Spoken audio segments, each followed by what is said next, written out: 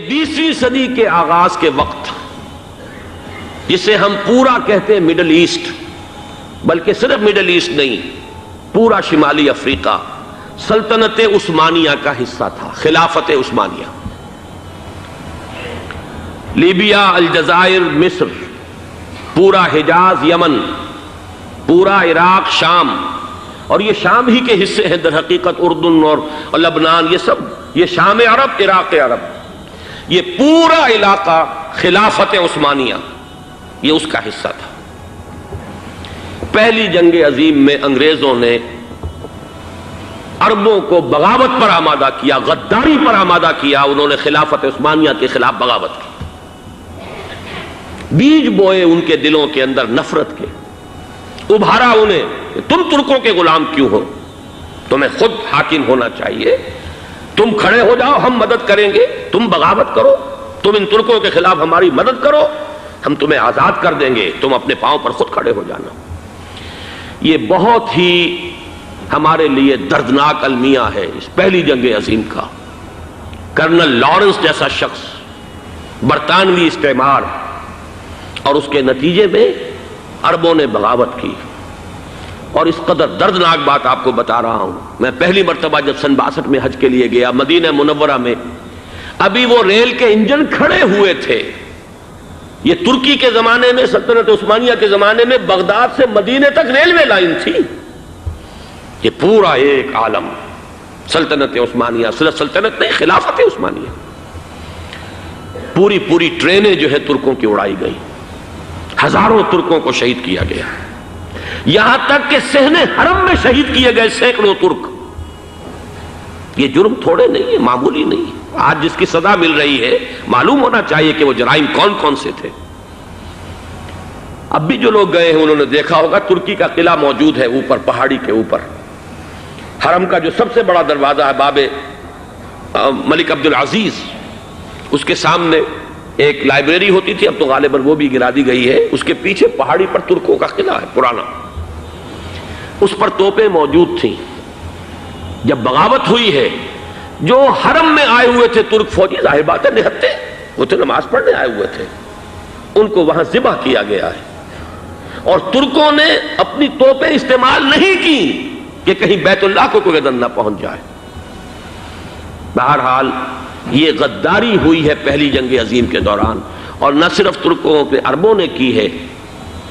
جیسا کہ میں نے کہا تھا، دو ہیں سب سے بڑے مجرم روئے ارضی کے اوپر امت مسلمہ کے طبقات۔ ہمارا پنجابی سپاہی بھی جا کر انگریزوں کی مدد کر کے ایلن بی کو قبضہ جو لے کر دیا بغداد کا، اس میں ہمارے مسلمان پنجابی سپاہی بھی شامل تھے۔ یہ خون چکاں باب ہے ہماری تاریخ کا اس صدی کا۔ لیکن اس کے بعد سلطنت عثمانیہ کے ٹکڑے ہو گئے، چیتھڑے ہو گئے۔ ایک انگریز نے لکھا ہے، یہ جملہ زہر میں بجھا ہوا جملہ، کہ تاریخ میں یہ بات ثبت ہو جائے گی کہ ایک انگریز نے اس سلطنت کے ٹکڑے کر دیے کہ جو عمر فاروق نے قائم کی تھی رضی اللہ تعالیٰ عنہ۔ یہ پورا عالم، یہ تمام علاقہ کس نے فتح کیا تھا؟ یہ بات ہاتھ بدل گئے تھے، پھر ترک آ گئے، خلافت عثمانیوں کے پاس چلی گئی، لیکن یہ سلطنت تو حضرت عمر رضی اللہ تعالیٰ عنہ کے زمانے سے چلی آ رہی تھی۔ اس کو ایک انگریز کرنل نے، اور اس نے بغاوت پہ آمادہ کر کے عربوں کو اور ترکوں کے پیٹھ میں چھرا ڈھپوا کر ان کے ذریعے سے اور ٹکڑے کر دیے۔ لیکن جب جنگ ختم ہوئی، اب انہوں نے کہا کہ اب ہمیں آزادی دیجئے، تو اب انہیں معلوم ہوا کہ غداروں کو دنیا میں کیا ملتا ہے۔ ٹکڑے کر دیے گئے۔ یہ حصہ عراق یہ انگریز کے پاس رہے گا، شام کا یہ علاقہ یہ فرانسیسیوں کے پاس رہے گا، مصر پر انگریزوں کا تسلط رہے گا، لیبیا اطالویوں کے پاس رہے گا۔ لے دے کر یہ جو علاقہ تھا حجاز، چونکہ وہاں کچھ تھا ہی نہیں، بوادٍ غیر ذی زرع، یہ عربوں کے پاس چھوڑ دیا گیا۔ اس وقت جو بادشاہ ہیں شاہ حسین اردن کے، ان کے دادا سب سے بڑے غدار وہی تھے، لہذا ان کو اس علاقے کی بادشاہت دے دی گئی۔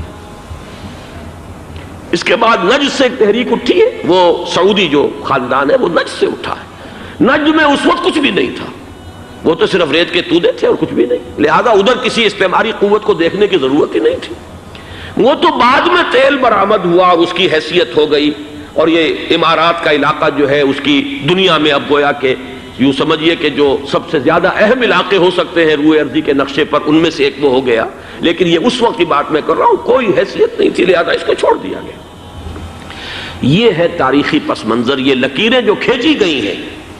یہ ایک ملت اسلامیہ کو جو قومیتوں میں تقسیم کیا گیا، پھر نعرے لگوائے گئے المصر للمصریین الشام للشامیین. اب شامی ایک علیحدہ قوم ہو چکے ہیں، مصری ایک علیحدہ قوم ہو چکے ہیں، عراقی ایک علیحدہ قوم ہو چکے ہیں. یہ ساری تقسیمیں استعمار کی پیدا کرنا ہے، اس کا کوئی تعلق اسلام کے ساتھ نہیں. اب ضرورت تو اس بات کی تھی کہ استعمار کے پنجے جب یہاں سے کچھ ہٹے، دوسری جنگ عظیم کے بعد ایک دور آیا، امریکہ ابھرا ہے دنیا کی عالمی سطح پر سیاست میں. اس کے ہاں کچھ آزادی کے تصورات تھے، اس نے بھی سپورٹ کیا. برطانیہ کمزور ہو چکا تھا، وہ اتنے بڑے علاقے کو اب ہولڈ نہیں کر سکتا تھا. ہندوستان بھی آزاد ہوا، پھر یہ کہ اور دوسرے علاقوں سے بھی اس کو پسپائی اختیار کرنی پڑی. استعمار کے پنجے جس طرح بھی ہوئے، ان کے سینوں سے، عربوں کے سینوں سے جو ہے گویا کہ وہ ہٹے. لیکن امریکہ نے ایک اپنی بہت بڑی حکمت عملی جو اختیار کی، عالم عرب کے سینے میں اسرائیل کا خنجر پیوست کر دیا